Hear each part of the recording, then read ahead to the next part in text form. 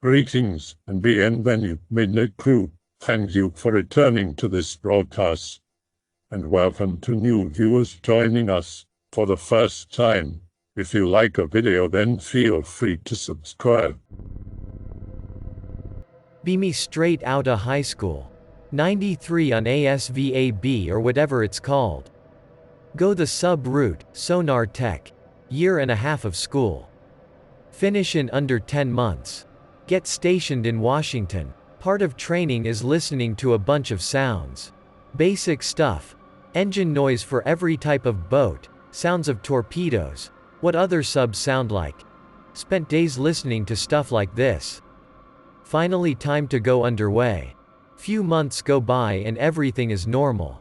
One day on watch. Sitting in front of the computer listening to the ocean. See an extremely strong, very narrow sound start. Start listening in that direction and checking what frequencies it is on. WTF is this .png? No sound at all. All sensors are indicating that everyone should be hearing this. Mess with bearing of sensors. Pass a little to the left of it. Holy fuck, what is this .gif? Even after all these years I can still hear it clearly. Screaming. The sound of hundreds of voices crying out in agony. Keep listening and watching the screens and seeing my computer give off readings I've never seen before. Snap out of it and try to get the supervisor's attention. Can't even give the proper report. Supervisor quickly listens in and looks at my screen. Ask what could possibly make this. Tectonic plates moving is the answer I get, and I'm told to drop it. Listen to the screams for another 30 seconds, then all sound stops. Computers show the massive sound's energy disappear. The rest of the deployment hours without a hitch. Get back to base. Spend hours in the sound lab trying to find anything that sounds like that. Nothing is even remotely close. To this day I still don't know what it was. Hundreds of screaming voices, all sounding like they were in agony. So I guess it's time to drop this one. Been saving it for a while. Mood is right. Thread is spooky. Be my grandfather. World War II Gato-class submarine crewman. Sub is out on patrol east of Japan somewhere. Hunting some smallish Japanese Coast Guard ships. Everyone is deathly silent, so as not to give away position to listening ships. Sudden everyone hears whispering in Japanese. Obviously nobody could translate. He said it sounded like a young man's voice, but some other voices, women and men, were whispering under the main voice in unison. Suddenly the electricity goes out. Absolutely dark. The whisper rises to a yell, then a scream. Screaming stops. Electricity comes back on. Everyone scared shitless. Then everyone hears a long scraping all the way down the hull, from bow to stern, as if fingernails were trying to rip the metal hull apart. Keep in mind they are probably 200 feet deep ATM. A week passes. They have sunk 2 small merchant ships and are headed back to refuel and get more torps. He says they all hear quiet singing in Japanese, then something begins tapping on the hull, to the beat of the singing. I showed him the Twinkle Twinkle Little Star song from Dead Space and he says it was almost exactly like that except in Japanese. Some of the crewmen faint. Granddad said he felt extremely nauseous at this point. One of the officers has a heart attack. He says he can't really explain the tension or fright in those moments, but he has never been more scared in his life. He was trapped in a metal box, hundreds of feet below the surface, tormented by Japanese water spirits. His words, not mine. Once they were out of Japanese waters, they surfaced for air and let the crew stretch out. On the hull at the base, if the conning tower is a line of Japanese characters. Some crewmen copy it on paper and translate it. Translate it into black water, black ship, black souls, black curse. Says there were 4 parallel scratches along the starboard side, bow to stern. This story is from my childhood growing up on a sailboat around the Channel Islands of California. Family is anchored at its usual spot at White's Landing, Catalina Island. It's summer, so lots of summer boaters from the mainland. Middle of the night, I wake up to a loud sharp bang on the hull. Parents' room is at the stern, me and sister's room is at the bow. Something has struck the bow, me and sis realize. Sis is a few years younger, so she stays inside to handle damage control while I go topside to see what happened. Father emerges from the room. We exchange glances, then both get topside. We both run to the bow. 50 feet ketch, so it takes us a few seconds. Ketch is a type of sailboat, you lubbers. We both see two drunk, bloody, mainlanders and their ruined popped rich boy inflatable as it sinks into the liquid black of Davy Jones' locker. Their boat had no air. It was just a fiberglass bottom sticking out of the water for a few seconds, then it sank. They must have been going extremely fast. Their skiff was capable. When they hit us, because they bounced 10 to 15 feet away. Dad jumps in. Ultra Chad to the rescue. PRGM. Mom takes over at the radio, calls for help. He is swimming where they went down. Can't see or find them, they have sunk. Dad gets back aboard. Nothing we can do except shine lights in the sea and wait for divers. Divers get there almost 40 minutes later, but it's deep water, moonless night. It takes them a long time just to get to the bottom. Soon they pull out two stiff white corpses. My dad tries to shield me, but I fucking saw them. MFW when I just witnessed two men drown. Nothing paranormal has happened so far. So the rest of the summer passes. I go to school for the winter. Summer comes along again. We anchor in the same spot. I bring a few friends over to swim and hang out at the beach and spend the night. We decided to go night swimming, full moon night. We all are on the side of the boat over the lifelines, daring one another to jump first. Fucking pussies. GIF. I was literally about to jump to show what a Chad I was when I see two white faces, not pale, white, looking up at me from a few inches below the waves. I fucking scream. I was screaming bloody murder. Nobody else saw it, but they are spooked nonetheless. Remember last year 2 men drowned in this very spot. Realize it's the very same day, at the exact time it happened. No. We decide to go inside and try to sleep. I hear scratching on the outside of the hull, right below the waterline. Nobody else hears it. I was crying. Spent the night awake. Scratching persisted until about 2:15 or so. Friends leave in the morning, thinking I was a schizo. My parents believed me and we moved to a different spot that day. TLDR. I watched 2 men drown, then saw their faces in the ocean the year after. Spooky, and well told. Thanks for sharing, Anon. I don't have anything as unsettling as that, but a mate of mine told me a similar story.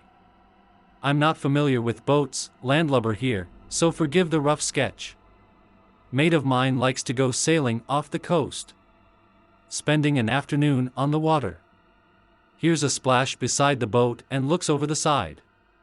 Sees a woman's face, clear as a day through the water. A pale redhead, her eyes are even sparkling in the bright sunlight. Strikingly beautiful. She's mouthing something, like she's trying to talk. Her face recedes into the darkness of the water like something slowly pulls her down. Friend is shocked, and decides to head back to shore. Sees some activity back where the other boats are, a small crowd of people bustling about. A woman drowned. My mate recognizes her as the woman in the water. Overcome with a deep sorrow, he leaves the crowd and rushes into his boat. He cries for a long time. He said the sadness he felt was unreal. It was like losing a loved one. But after a certain point he just felt normal again, and wondered why the fuck he'd gotten so emotional. This happened 5 years ago, but it boggles my mind to this day. Be me. Have a watch on the bridge together with one airman.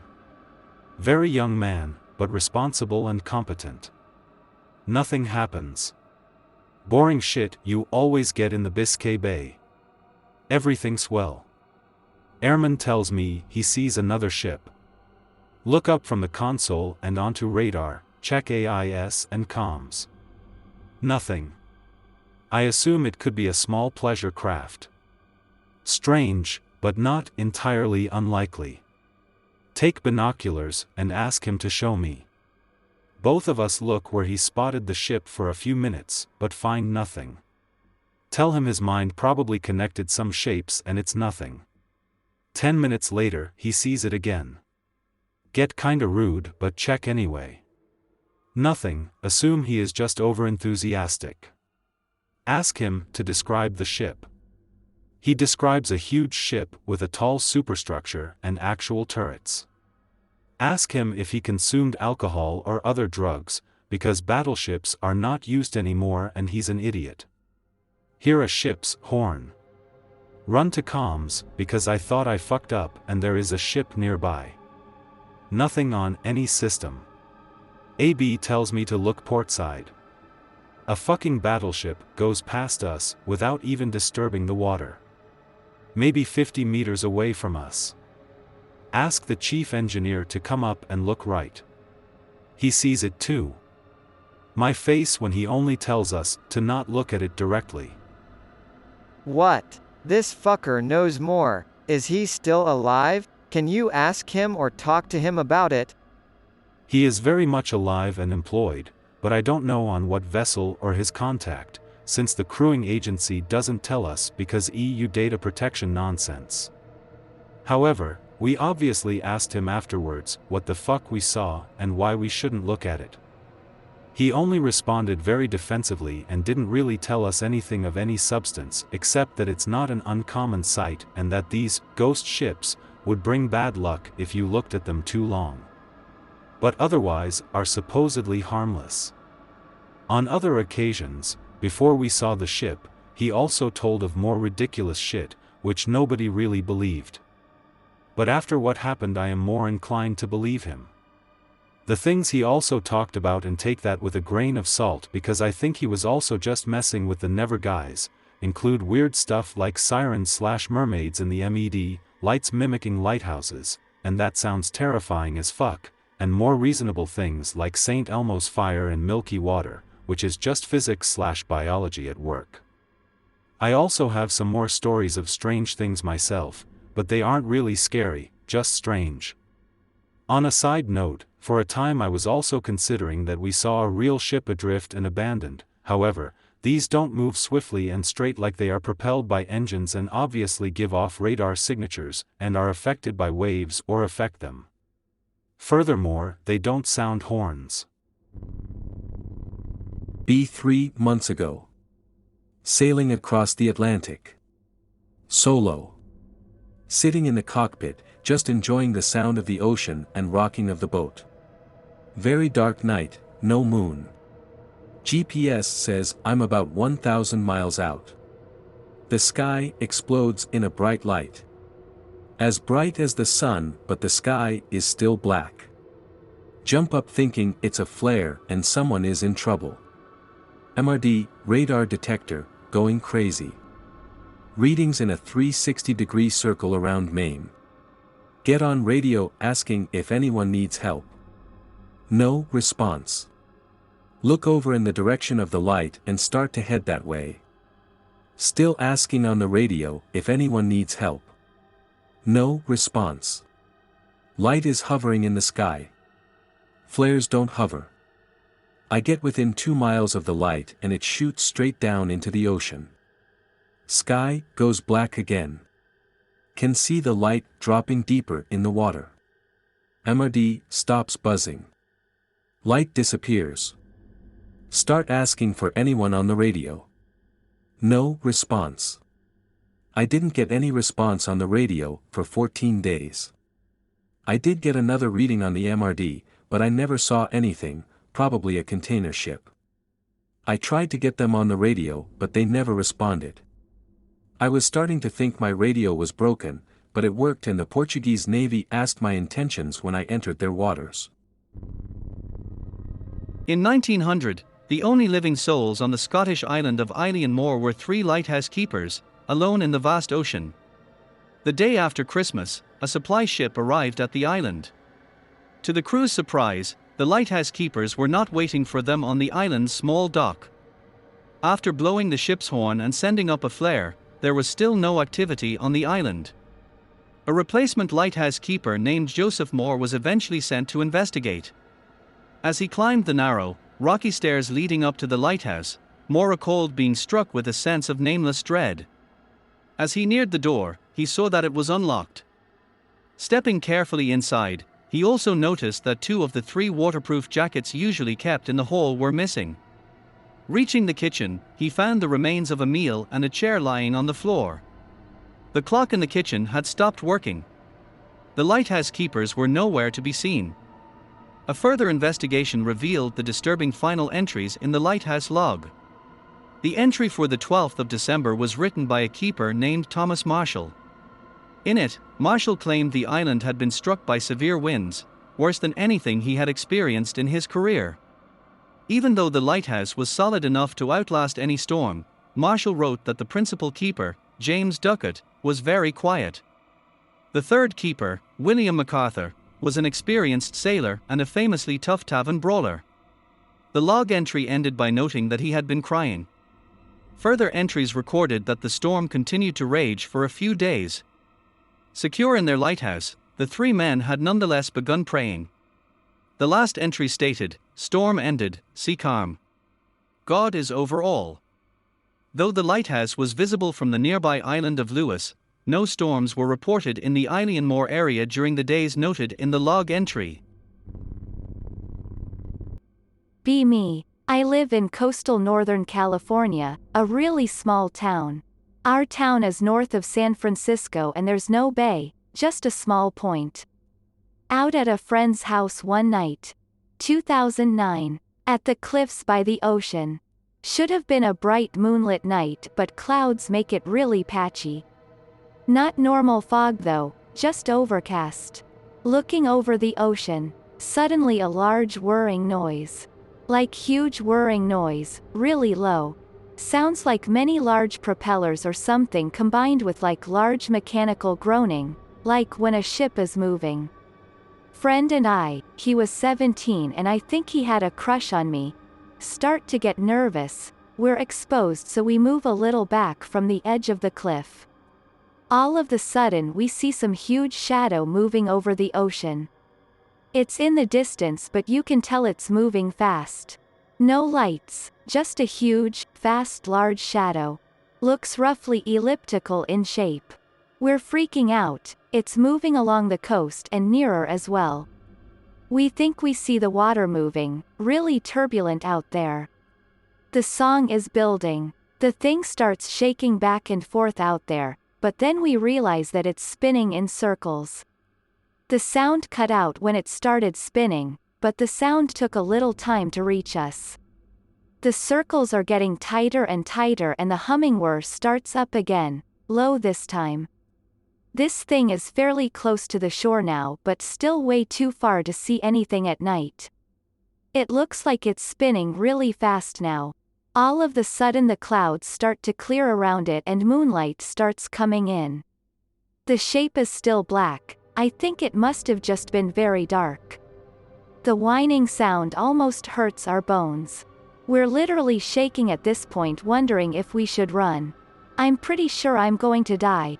The air feels staticky, all of the sudden the thing disappears.